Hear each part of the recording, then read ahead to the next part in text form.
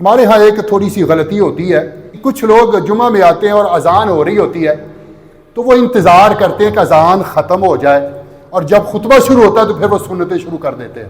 علماء نے یہ کہا ہے، اس کا خلاصہ عرض کر رہا ہوں کہ جو ہی وہ آتا خواہ اذان ہو رہی ہو، اب اذان اور خطبہ کون سی چیز اہم ہے؟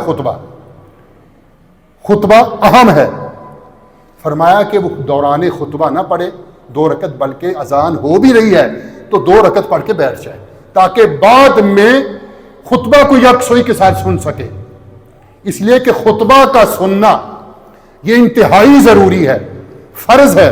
اللہ کے پیغمبر علیہ الصلوۃ والسلام نے فرمایا، جو شخص دوران خطبہ کسی کو اشارہ کرتا ہے یا زبان سے یہ کہہ دیتا خاموش ہو جاؤ، فقد لغا، حدیث کے الفاظ لغا، اس نے فضول بات کی۔